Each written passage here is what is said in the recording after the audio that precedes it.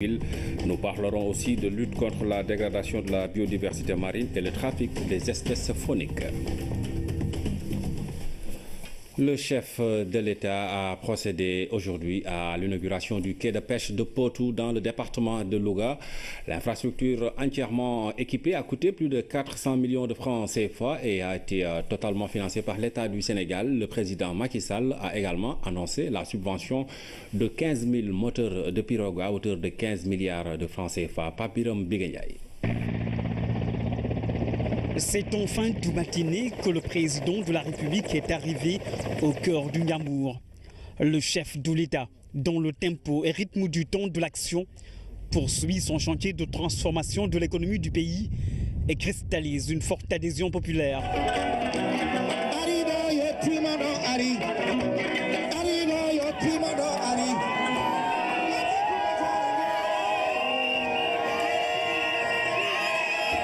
Ici, à Potou, c'est un pas de géant qui est franchi dans le secteur de la pêche avec l'inauguration du quai de débarquement moderne de Potou.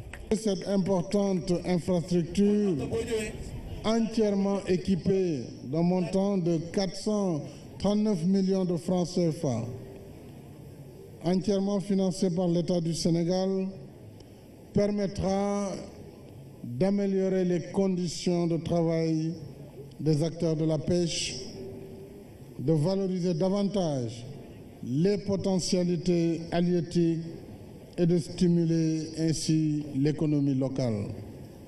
Ce quai de pêche moderne dispose de plusieurs compartiments qui allient sécurité et efficacité dans la chaîne de production et de distribution. Il s'agit notamment d'une plateforme pour le débarquement des produits de la mer, de 12 allées poissons, de plusieurs équipements d'étal et de banquettes, sans oublier le laboratoire de contrôle des produits halieutiques.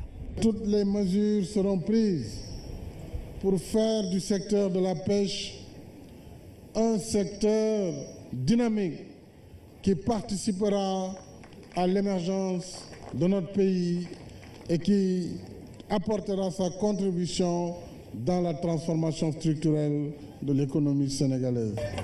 Le quai de pêche de Potou est un des symboles d'une nouvelle politique de modernisation des conditions de travail des acteurs de la pêche. Il s'agit également pour le président Macky Sall de procéder à l'équipement des pêcheurs à travers la subvention des moteurs de pirogue à hauteur de 10 milliards en 2018 et 5 milliards en 2019, en plus des 5 milliards de francs CFA qui ont déjà servi à subventionner 5 000 moteurs de pirogue, soit un total de 20 000 moteurs qui vont être subventionnés en 12 ans. Tous les pêcheurs du Sénégal vous disent merci pour avoir financé, appuyé la mise en place des remplacements des moteurs des pêcheurs à raison de 5 000 moteurs.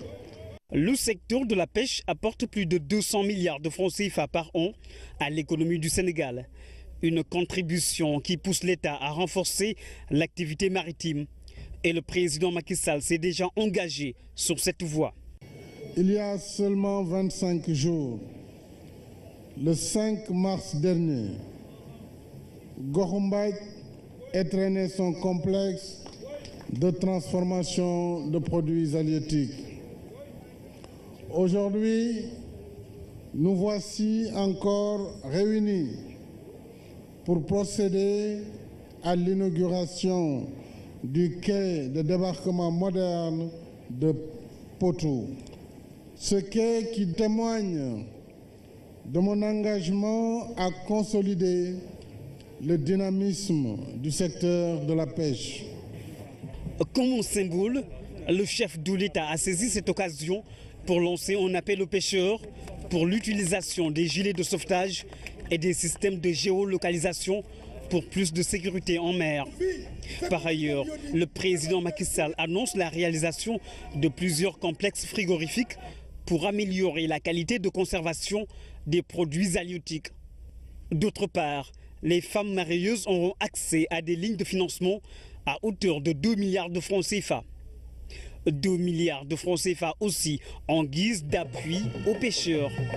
Et pour faciliter l'accès au marché de consommation, la route qui mène vers le quai de pêche de Potou sera bitumée. Bref, la pêche constitue aujourd'hui un moteur important de croissance économique. Sachez que dans l'après-midi, le président de la République a visité le haras national de Kébémer. L'établissement a pour mission de promouvoir l'élevage des équidés et les activités liées au cheval. Le chef de l'État qui est revenu sur l'importance du cheval dans nos traditions multiculturelles. Nous y reviendrons avant la fin de ce journal. Le président de la République a reçu en audience le coprésident paritaire de la Commission de l'Union européenne. Au menu, les enjeux des négociations pour la signature d'un nouvel accord de partenariat économique entre l'Afrique et l'Union européenne. Cet accord devrait notamment permettre aux pays africains de traiter d'égal à égal avec l'Europe et d'orienter l'aide publique au développement sur les priorités des États. Louis Michel s'est confié à Pape Biram Bigendiaï. J'ai été envoyé comme facilitateur pour sonder le cœur et l'esprit des chefs d'État africains les plus représentatifs pour préparer les négociations du post-Cotonou, c'est-à-dire pour intégrer les nouvelles donnes, les attentes, les critiques et les nouvelles orientations. Vous savez qu'en 2020, l'accord de Cotonou s'achève et donc il faut, on espère, un nouvel accord, et donc j'ai été envoyé par la Commission européenne et par le commissaire au développement pour venir écouter, entendre, discuter, débattre, préparer la négociation de Cotonou. Mais à côté de ça, comme le président Macky Sall est un ami de longue date, nous avons aussi échangé sur toute une série d'autres. D'abord, j'ai commencé par le féliciter parce que c'est un pays qui se développe fort bien. D'ailleurs, si on a choisi de faire appel à lui, c'est parce que c'est un pays qui est considéré comme un pays d'avant-garde et qui a déjà une très bonne gouvernance, qui est dans une dynamique d'émergence. Et donc, c'est la raison pour laquelle il avait été choisi. Et on m'a demandé de venir ici chez lui. Et donc, il faut un nouvel accord que l'on espère, comme on dit, juridiquement contraignant. Ça veut dire que les parties, comme tout accord sérieux, se lient juridiquement. C'est évidemment extrêmement important. C'est aussi un accord qui doit intégrer les nouveaux acteurs mondiaux. Il est évident que l'Europe ne peut plus et ne veut plus considérer que l'Afrique serait une chasse gardée. Pas du tout. Aujourd'hui, les partenaires ont le droit de mettre en concurrence leurs partenariats.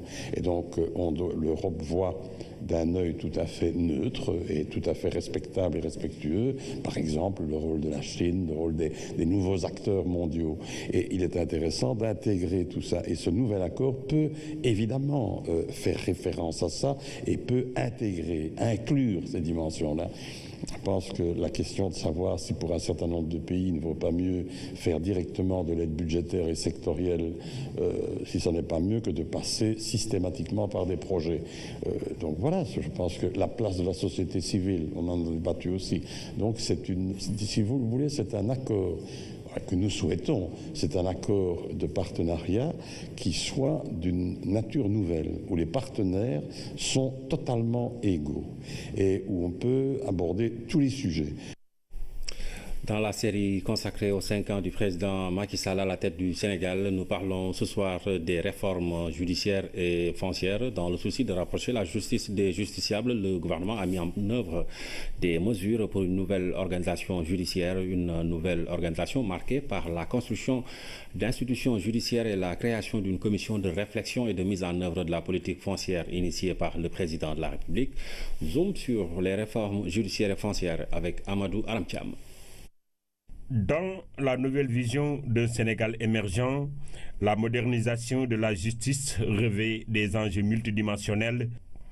Avec la loi 2014-26 du 3 novembre 2014, c'est toute la trame du système judiciaire qui est modernisée et renforcée. Le changement d'appellation du tribunal régional en tribunal de grande instance et celui départemental devenu d'instance est le signe annonciateur d'une nouvelle politique judiciaire au Sénégal. De 4, le nombre de cours d'appel est porté à 6 avec la création de la cour d'appel de Ziguinchor et celle de Tambacounda. Pour suivre le rythme de la décentralisation, 8 tribunaux de grande instance ont vu le jour, portant le nombre à 19. 13 nouveaux tribunaux d'instance amènent leur nombre à 45. De même, les juridictions du travail sont augmentées avec 19 nouvelles créations. Le dispositif justice de proximité est aussi renforcé par 7 nouvelles maisons de justice que dote notre pays de 18 structures fonctionnelles. Cette ambition de remettre à la justice sénégalaise son visage humain s'est affirmée davantage dans les projections de 2017 pour permettre à ce socle important de la démocratie de réinscrire ses lettres de noblesse. Les chambres criminelles remplaçant les cours d'assises vont fonctionner pleinement afin de réduire le nombre de personnes en détention provisoire. La construction d'une prison moderne de 1500 places répondant aux meilleurs standards internationaux figure dans le portefeuille de projet du gouvernement. Dans ses efforts d'humanisation des conditions de détention, le gouvernement fera passer progressivement l'indemnité de prise en charge des détenus de 600 francs CFA à 1000 francs CFA. Égard à la complexité des questions foncières, il est apparu utile pour le président de la République de mettre en place dès décembre 2012 une commission nationale chargée d'analyser les textes législatifs et réglementaires, d'identifier les contraintes institutionnelles d'une gestion optimale du foncier et de proposer des mesures appropriées. La Commission nationale de réforme foncière s'emploie à concrétiser cette option irréversible par l'amélioration de la gouvernance foncière et la promotion de moyens d'existence viables et durables pour les populations dans un climat sociopolitique apaisé. La rubrique économie de ce jeudi revient également sur l'an 5 du président Macky Sall avec un focus sur le PSE, le plan Sénégal émergent, et depuis 3 ans, le référentiel en matière de politique économique et sociale, il pèse lourd dans le bilan du président de la République avec plus de 4 500 milliards de francs CFA qui ont été déjà mobilisés à Ramdao. Sans dresser le bilan du PSE encore en cours pour au moins 30 ans, on peut d'ores et déjà jauger ses prémices. Quelques points de repère. Février 2014, Paris, le fameux groupe consultatif. De ce rendez-vous du Sénégal avec ses partenaires techniques et financiers découlent, on se rappelle, des annonces de contribution pour 3 729 milliards. Nous sommes à un niveau de concrétisation des engagements financiers de nos partenaires techniques et financiers au groupe consultatif de l'ordre de 4 514 milliards.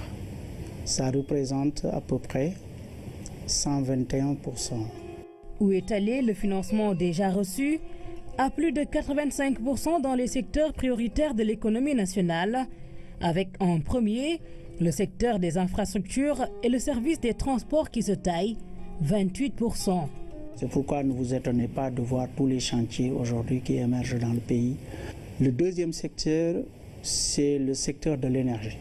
Le secteur de l'énergie mobilise à peu près 17% de ses financements, avec un effort d'assainissement relativement important. Le troisième secteur, c'est le secteur de l'agriculture. L'agriculture a à peu près mobilisé 15% de ses financements extérieurs. L'hydraulique et l'assainissement, la santé, l'éducation, la formation, les autres secteurs servis aux premières heures. Le mot d'ordre, travailler vite et bien, au bureau opérationnel de suivi BOSS, d'en assurer le monitoring. Et surtout, avec un système d'alerte en code tricolore qui permet de renseigner le président de la République sur le niveau d'avancement des projets. Et cela lui permet de pouvoir savoir sur chaque projet où est-ce qu'on en est et sur chaque projet quelle est la contrainte majeure et quelle est la solution et la décision que je dois prendre. Je pense qu'avoir mis en place ce système aura permis aujourd'hui de pouvoir pas regarder les projets souffrir de problèmes, mais aussi à chaque conseil des ministres de pouvoir se dire mais qu'est-ce qui entrave l'exécution du projet et quelle est la décision que nous allons prendre. Jusque-là, le niveau d'exécution des projets semble les agréer. Il suffit d'aller à Rufisque pour voir que les projets du plan Sénégal émergent sont en train de prendre corps. Il y a l'autoroute à péage et son prolongement jusqu'à Sindia. L'autoroute Ila Touba en construction.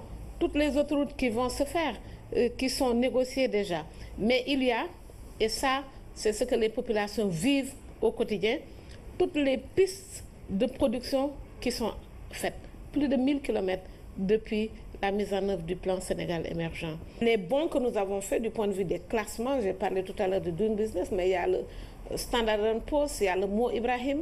Sur toutes ces notations, le Sénégal a gagné des places. Nous avons gagné, disons, la confiance des investisseurs. Un PSE en marche, qu'en dit le secteur privé national? De manière globale, en ce qui concerne le volet infrastructure, je pense que la vision à long terme qui a été déclinée dans le PSE par le président de la République et qui a reçu l'adhésion, en tout cas de tout le secteur privé, est en train effectivement d'être concrétisée.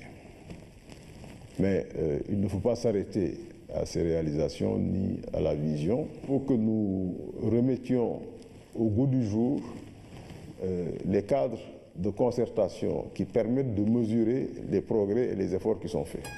Le PSE sous-tend en grande partie le bilan économique des 5 années au pouvoir du président Macky Sall, mais l'ambition du plan transcende les générations.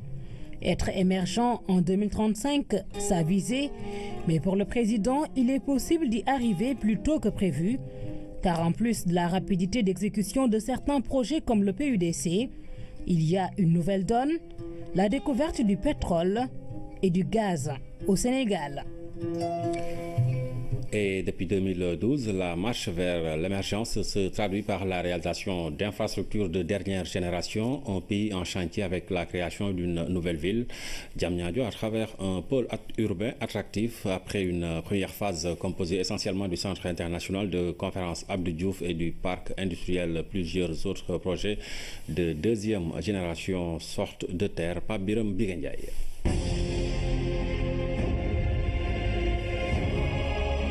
C'est le symbole d'une renaissance économique dans l'ère du temps de l'action.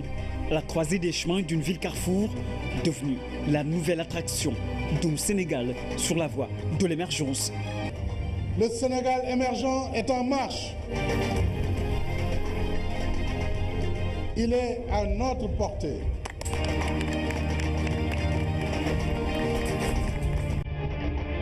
Diamniadio, la ville du futur, qui aujourd'hui fait rêver tout un pays pour accélérer le rythme de croissance à travers des projets à fort impact économique et pourvoyeurs d'emplois. Donner du travail à la jeunesse, c'est l'un des objectifs majeurs du pôle urbain de Diamniadio. Ici se trouve le parc industriel qui, à terme, va générer plus de 20 000 emplois, grâce notamment à une position géographique idéale qui va accroître le potentiel de production. L'activité industrielle qui va s'opérer au niveau de ce parc ne souffrira pas de dispositions logistiques pour raccorder les productions, tant du point de vue de la desserte aéroportuaire, parce que nous sommes à 17 km de l'aéroport international Blaise Diagne.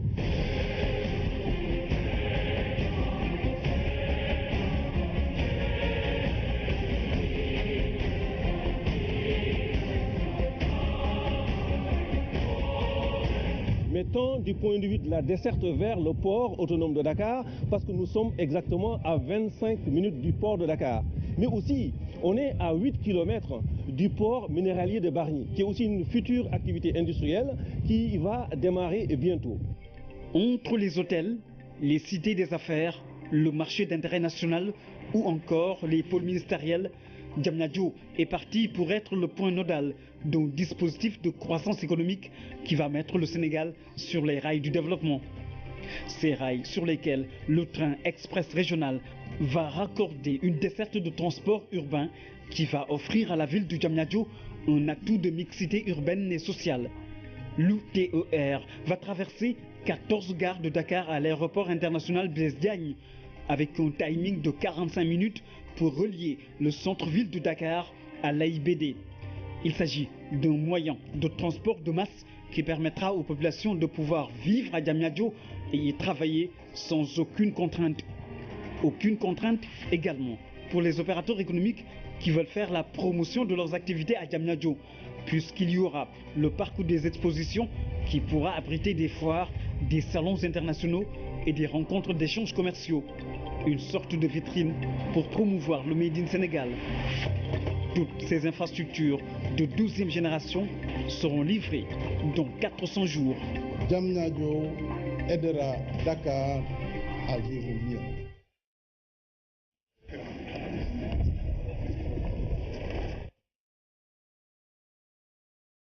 Bâtir ensemble le Sénégal de nos rêves, le Sénégal de nos ambitions, le Sénégal émergent.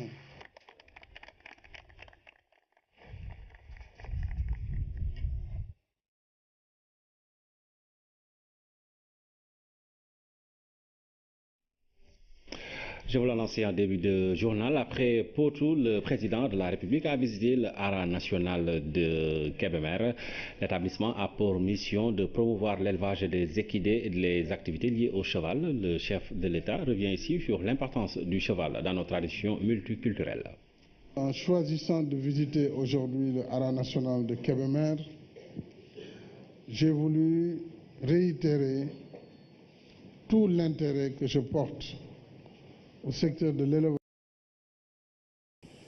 et en particulier au secteur des équidés. Et j'ai éprouvé un immense plaisir à contempler cet établissement spécial qui a pour mission de promouvoir l'élevage des équidés et toutes les activités liées au cheval. Il n'est point besoin de rappeler l'importance du cheval dans la culture sénégalaise. Depuis plusieurs générations, nous avons vécu avec cet animal noble qui symbolise non seulement la fidélité, mais aussi qui symbolise la puissance, l'endurance, la noblesse. Et c'est d'ailleurs l'une des raisons pour lesquelles, vous l'avez rappelé, nous avons pris cet animal spécial comme emblème de notre parti, l'Alliance pour la République. Le chef de l'État en visite au Hara de Kébémer, une transition pour parler de la 18e édition de la Foire internationale de l'agriculture et des ressources animales. La FIARA a officiellement démarré hier. Le ministre de l'Élevage Aminata Mbengue Ndiaye a présidé la cérémonie. Cette année, le thème principal porte sur la solidarité d'Amsila. Tout est fin prêt pour un bon déroulement de la 18e édition de la Foire internationale de l'agriculture et des ressources animales. Au CICES, les exposants sont au dernier réglage. Cette année, plus de 1000 exposants sont attendus. C'est le lieu de saluer toutes les subventions, tous les efforts que le présent régime est en train de développer, le gouvernement est en train de développer pour soutenir l'équipement, la mécanisation, la motorisation de notre agriculture, la modernisation en somme de notre agriculture. Pour cette 18e édition, le thème porte sur la solidarité. L'événement sera ponctué par des débats qui s'intéressent essentiellement à l'agriculture. La FIARA de 2017, la 18e édition, est placée sous le signe des débats de fond, mais aussi selon les expositions. Il va sans dire que les efforts développés par l'État devraient avoir un répondant, c'est-à-dire il y a une quotité que les producteurs, singulièrement ceux qui sont dans les exploitations familiales agricoles, devraient mettre sur place. Venu présider la cérémonie d'ouverture, le ministre de l'Élevage et des Ressources animales Aminata Mbengue Ndiaye a visité les stands et a échangé avec les exposants. Je pense qu'il faut se réjouir en tout cas des résultats que nous avons déjà obtenus cette année dans le domaine, que ce soit du riz ou de l'arachide ou autre. En tout cas, les paysans sénégalais, les éleveurs sénégalais sont en train d'apporter leur contribution qui est essentielle pour le plan Sénégal émergent. La Foire internationale de l'agriculture et des ressources animales FIARA se tient du 29 mars au 16 avril prochain. La période sera marquée par de véritables échanges sur les questions agricoles. Nous parlons de la première édition du Salon de l'économie verte des pays membres de l'OCI et la 6e édition du Salon international des énergies renouvelables et de l'environnement en Afrique qui se tiennent à Dakar du 26 au 29 octobre, qui se tiendront à Dakar donc au mois d'octobre 2017. Ces rencontres permettront de trouver des solutions énergétiques et de promouvoir les investissements dans les secteurs liés au Salon. Une conférence de presse est tenue pour présenter les grandes lignes de cette rencontre. Awa Ndiaye. 57 États membres de l'OCI, les institutions de l'OCI, les centres de promotion des exportations des États membres, ainsi que les opérateurs économiques participeront au premier salon de l'économie verte et au 7e salon international des énergies renouvelables et de l'environnement en Afrique. Ces deux rencontres se tiendront à Dakar. Elles permettront de trouver des solutions énergétiques pour promouvoir les investissements. Ce salon permettra, entre autres, de diffuser les informations sur l'offre et la demande dans les domaines liés à l'économie verte, de créer des opportunités pour conclure des transactions commerciales et des accords de partenariat entre les sociétés opérant dans les domaines relatifs à l'objet du salon dans les États membres de l'OCI, de promouvoir les investissements dans le domaine des énergies renouvelables en particulier, mais surtout dans le domaine du développement durable, de faciliter l'accès aux techniques modernes de production d'énergie renouvelable et aux moyens de commercialisation et de promotion de ces produits. L'objectif de cette cérémonie de lancement est de permettre à tous les acteurs de comprendre les enjeux, les défis et les perspectives. En effet, le thème de cette édition, vers l'économie verte, énergie renouvelable et développement durable, constitue un enjeu majeur dans l'accomplissement de nos missions. Mesdames et messieurs, le paradigme de l'économie verte est de plus en plus reconnu, surtout avec la déclaration de Rio + 20, l'avenir que nous voulons comme étant un instrument incontournable pour accéder à un développement durable. La nécessité de promouvoir l'accès universel à l'énergie durable pour tous, en particulier en Afrique, par le déploiement des énergies renouvelables, a été réaffirmée par l'accord de la conférence de Paris sur le climat, COP21, tenu le 30 novembre 2015. L'État du Sénégal, signataire de cette convention, s'est résolument engagé à assurer une parfaite disponibilité des produits, les meilleurs prix et un accès universel aux services énergétiques modernes dans le respect d'un principe d'acceptabilité sociale et environnementale. Placé sous l'égide du ministère de l'Énergie et du Développement des énergies renouvelables et du ministère de l'Environnement et du Développement durable, l'organisation de ce salon a été confiée à l'Agence nationale pour les énergies renouvelables, en collaboration avec le Centre islamique pour le développement du commerce entre les États membres de l'OCI. Le jumelage des deux salons montre la pertinence du partenariat public-privé. Les préparatifs du 4 avril, le défilé civil constitue un des moments forts de la fête de l'indépendance. L'implication des populations donne un cachet populaire à l'événement. Et à cet effet, un tour dans quelques écoles nous renseigne sur l'intensité des répétitions. Les élèves sont fin prêts pour le grand jour. Fatima Tabanelba. Séance d'entraînement à la Marine nationale.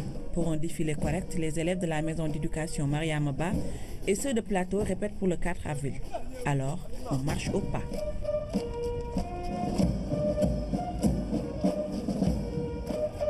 Comme c'est une maison d'éducation, c'est un internat, donc le temps de trouver un temps propice pour nous entraîner correctement, c'est ça qui nous fait défaut. Mais sinon, bon, comme elles ont l'habitude de s'entraîner, et je pense qu'il n'y a pas beaucoup de contraintes. C'est avec la rigueur militaire que ces élèves sont suivis. Ils devront être irréprochables le grand jour. Revoir maintenant l'alignement, comme ils ont tout le temps l'habitude de le dire, l'alignement des enfants. Mais sinon, à part ça, bon, je pense qu'on est fin prêt pour le 4 avril. Nous n'en sommes pas encore à la dernière séance d'entraînement, mais déjà, je peux dire que c'est très satisfaisant. Le niveau est très satisfaisant. Au total, plus de 1800 participants de 35 écoles et instituts seront de la partie. L'excellence, premier critère de sélection. Les pelotons qui sont constitués par communes, etc., le sont sur la base d'une sélection des meilleurs élèves des différentes classes. Autre lieu de répétition, lycée Kennedy.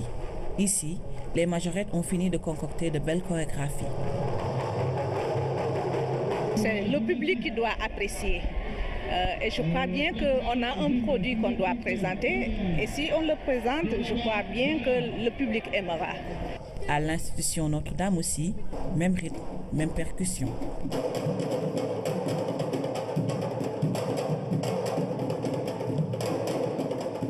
C'est pas facile, mais elles ont montré quand même une bonne volonté parce qu'on a commencé tardivement les répétitions, mais malgré tout cela, vraiment, on est un peu satisfaite. De belles chorégraphies en perspective, de la joie, de la bonne humeur. Aucun faux pas ne sera permis. Respecter le timing pour ce qui concerne le John Fitzgerald Kennedy et les autres formations. En effet, John Fitzgerald Kennedy se trouve dans une position charnière entre le défilé aérien, le défilé civil et le défilé motorisé. Il y a un réglage technique qu'on fait à chaque année. Ce réglage, c'est quoi? Il nous accorde un timing. Le temps d'approche, la marche jusqu'à la place de l'Obélisque, c'est tant de minutes. Donc ils sont venus pour vérifier si nous sommes en train de respecter ce timing ou pas. Les élèves sont donc en plein préparatif pour faire une bonne prestation. Le défilé civil constitue un des moments forts de la fête nationale. Un acte qui consolide le concept Armée-Nation. Voilà, un défilé civil qui promet avec tous ces élèves qui sont déjà d'attaque à 5 jours de l'événement. La police, quant à elle, se met au service de la population. Cela est bien une réalité au centre médico-social du groupement mobile d'intervention, le GMI.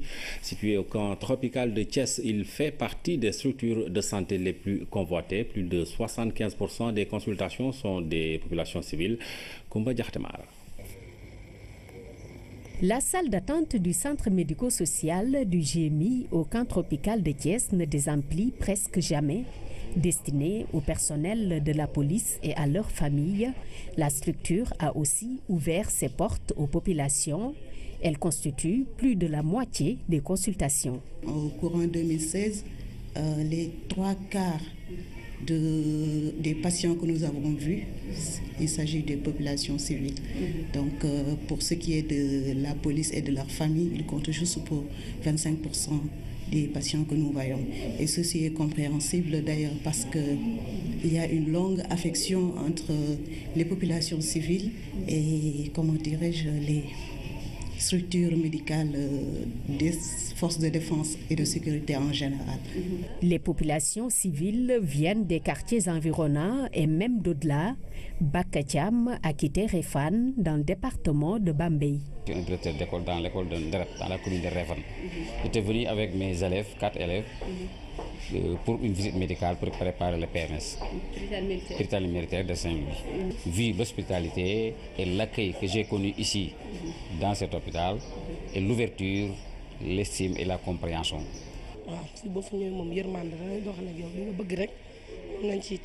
On est bien accueillis au centre médico-social du GMI. C'est pourquoi, quand mon enfant est malade, je n'hésite pas, je l'amène ici. Ils dispensent des soins de qualité et puis leurs ordonnances ne sont pas du tout chères.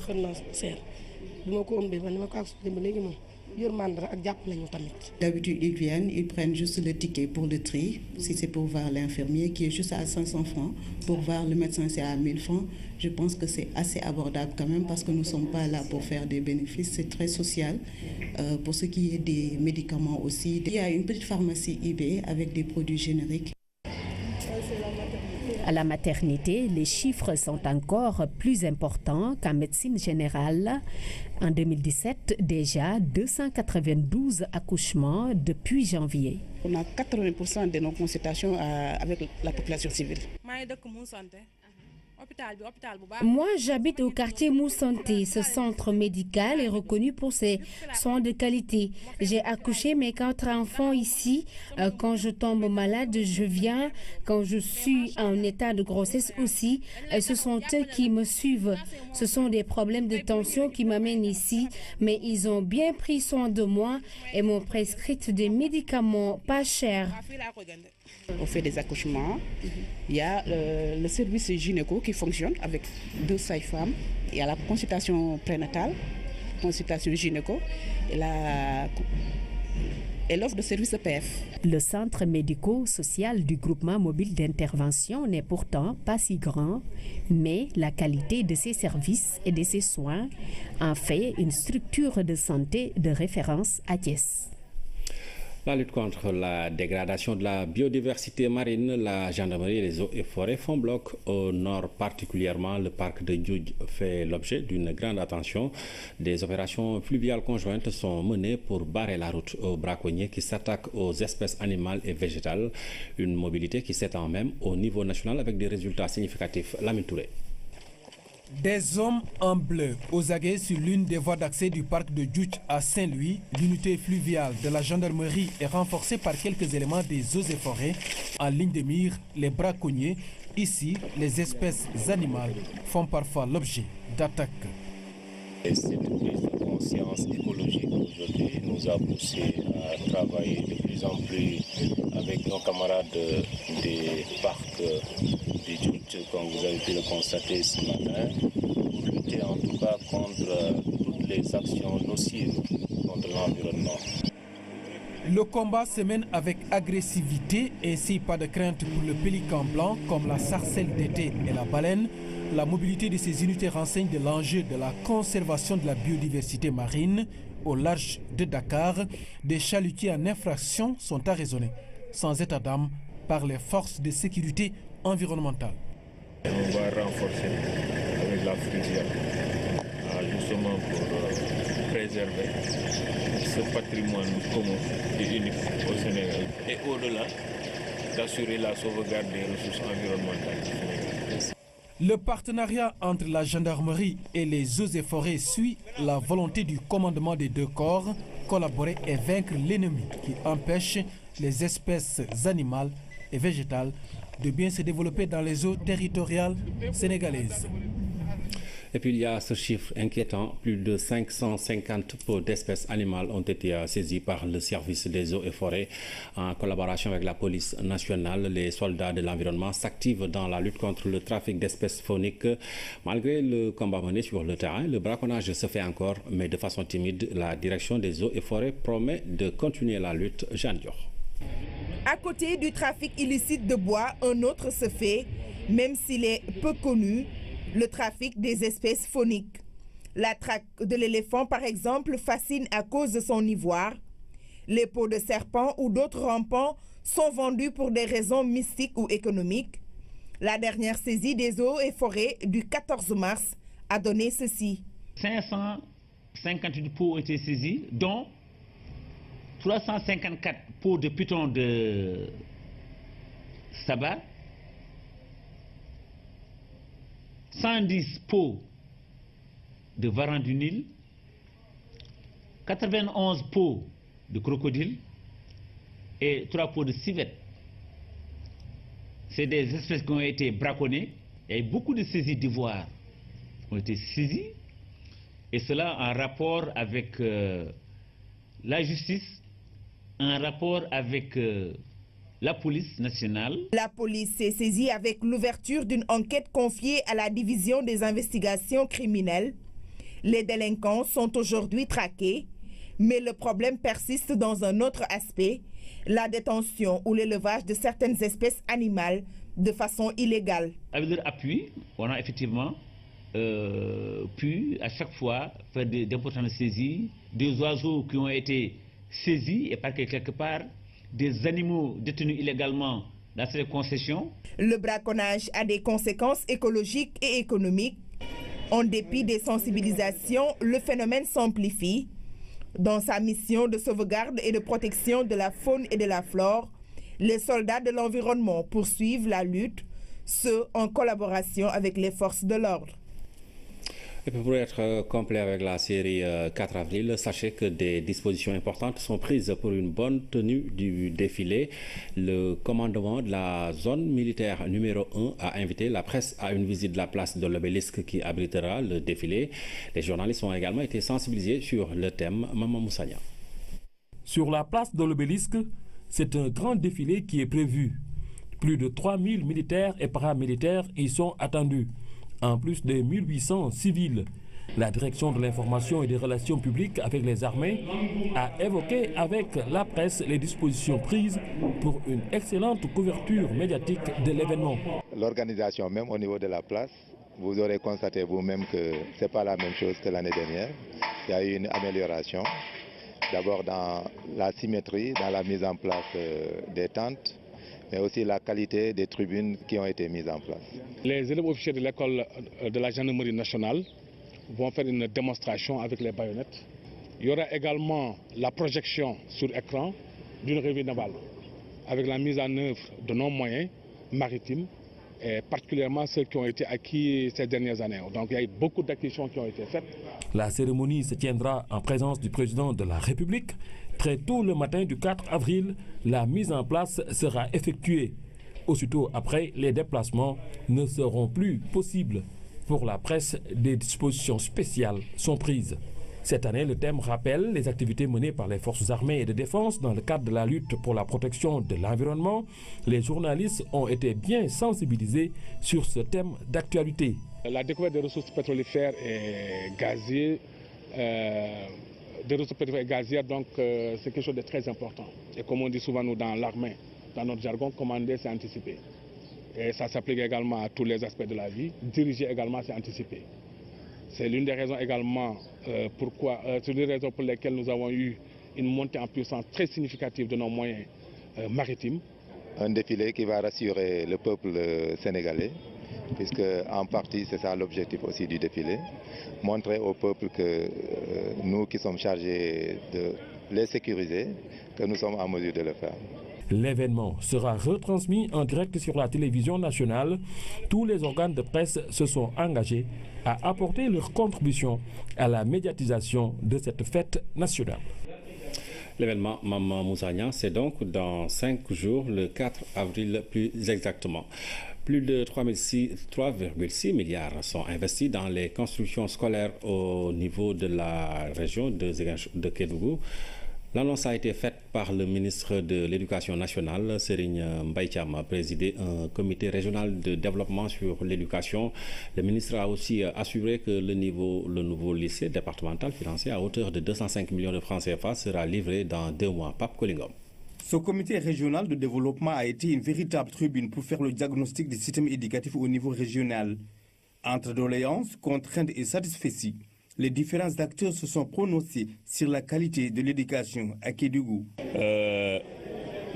Pour la qualité de l'enseignement, mais également pour l'accès à l'éducation et la gouvernance, là également beaucoup de ressources ont été mises en œuvre et c'est ce qui nous vaut aujourd'hui quand même beaucoup de satisfaction. Il y a eu une amélioration de cette grande pluie de doléances.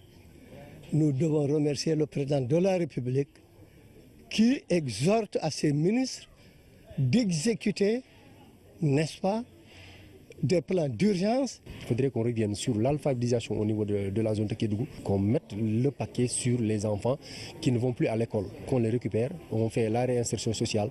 Des efforts restent à faire dans le cadre de la prise en charge psychosociale de certains élèves vulnérables à la déperdition scolaire, l'accompagnement des élèves vivant avec un handicap et la formation des enseignants pour la prise en charge de cette catégorie d'élèves vulnérables.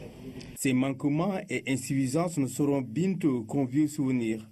En effet, le gouvernement a déjà mobilisé d'importantes ressources pour améliorer l'environnement scolaire et les enseignements apprentissage. 3 624 millions de francs CFA ont été injectés pour la construction d'infrastructures scolaires au niveau de l'académie de Kédougou.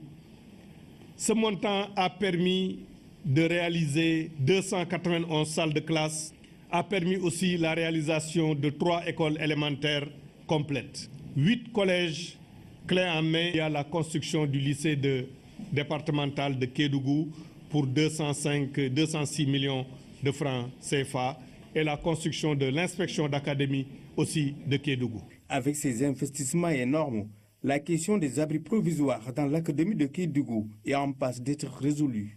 Les investissements qui ont été réalisés ont permis de faire baisser le taux d'abri provisoire qui pour l'élémentaire est passé de 24,1% en 2012 à 15,4% en 2016. Selon le ministre de l'Éducation nationale, Au-delà des infrastructures, les deux autres axes qui structurent le paquet, à savoir la qualité et la gouvernance, ont été également améliorés. Serigne Mbaye Thiam a indiqué que l'utilisation des ressources numériques pédagogiques et la construction d'un bloc scientifique et technologique à Kédougou vont booster la qualité des enseignements.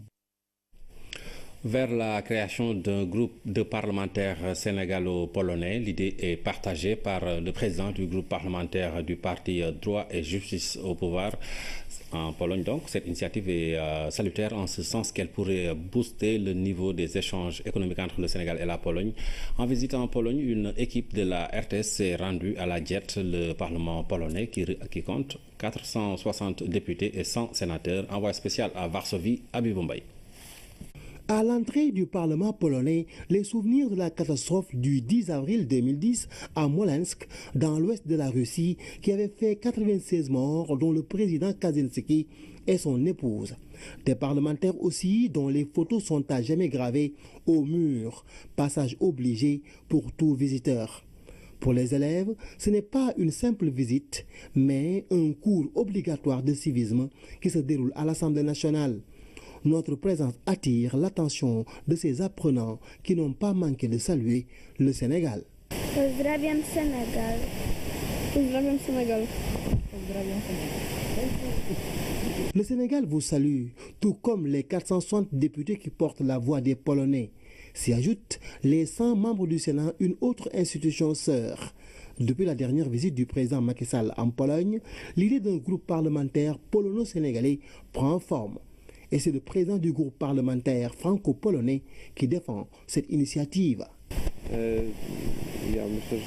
C'est tout à fait envisageable, un groupe parlementaire polono-sénégalais. Ce serait une bonne initiative pour développer les échanges et contribuer à l'amélioration du climat propre aux affaires. Cela va encourager les deux gouvernements et les investisseurs à s'implanter de part et d'autre. Le parti au pouvoir a un groupe parlementaire à côté d'autres groupes qui ont chacun des bureaux à la Diète. Ici, le Sejm et le Sénat sont dans le même cadre de l'Assemblée nationale, un bâtiment construit en 1928. L'Assemblée nationale, tout comme le Sénat polonais, font partie de l'architecture institutionnelle de ce pays qui s'est difficilement relevé de la guerre. Difficile de croire que la ville de Varsovie a été détruite à 85% durant la Deuxième Guerre mondiale. Et pourtant, des édifices sont reconstruits à l'identique. C'est le cas du Parlement. La représentativité des partis politiques reflète la vitalité démocratique polonaise. Abibou Mbaye, Pape Sirija, Varsovie en Pologne, pour la RTS. Habib Mbaye en Pologne. Ici au Sénégal, Fox Sport va lancer ce vendredi à Dakar la première édition du tournoi des 4 clubs champions d'Afrique de l'Ouest au stade Demba Diop. Cette compétition entre dans le cadre d'un partenariat entre Fox Sport et l'Union des fédérations de football de l'Afrique de l'Ouest. La première demi-finale va opposer le champion de la Côte d'Ivoire, l'AS Tanda, à 8 All-Star Squad du Ghana. Dans l'autre demi-finale, l'US Gorée du Sénégal en découdra avec Banak Young Controllers du Libéria. Fatoumata Savané. Ce tournoi des clubs champions des zones A et B va regrouper les champions en titre de la Côte d'Ivoire, l'AS Tanda, du Libéria, le Barak Young Controller, du Ghana, le Wo All-Star Squad et du Sénégal, l'US Gorée. Une compétition organisée par Fox Sport, filiale de la compagnie de télévision Fox, spécialisée dans la retransmission d'événements sportifs aux États-Unis. Ce tournoi est le premier du genre d'une série qui entre dans le cadre du partenariat signé entre le média et l'Union des 16 fédérations de football de l'Afrique de l'Ouest. Le tournoi de Dakar vise à revitaliser les compétitions des clubs de l'Afrique de l'Ouest. Le vainqueur remportera la somme de 12 millions de francs CFA. Fox Sport ne compte pas s'arrêter là. Il organisera en juin et juillet un autre tournoi plus prestigieux qui regroupera les 16 équipes nationales des zones A et B de l'Afrique de l'Ouest. Les matchs donc de ce tournoi seront retransmis en direct sur la RTS US Gorée Sénégal. fera face à Young Controllers du Libéria. Astanda de Côte d'Ivoire. AS Standa de Côte d'Ivoire fera face à All Star Squad du Ghana. Ce sera donc le vendredi demain au stade Demba Diop. La finale et la 3e place sont prévues dimanche 2 avril. Voilà qui met fin à cette édition. Merci de l'avoir suivi. Passez d'excellents moments en compagnie des programmes de la RTS.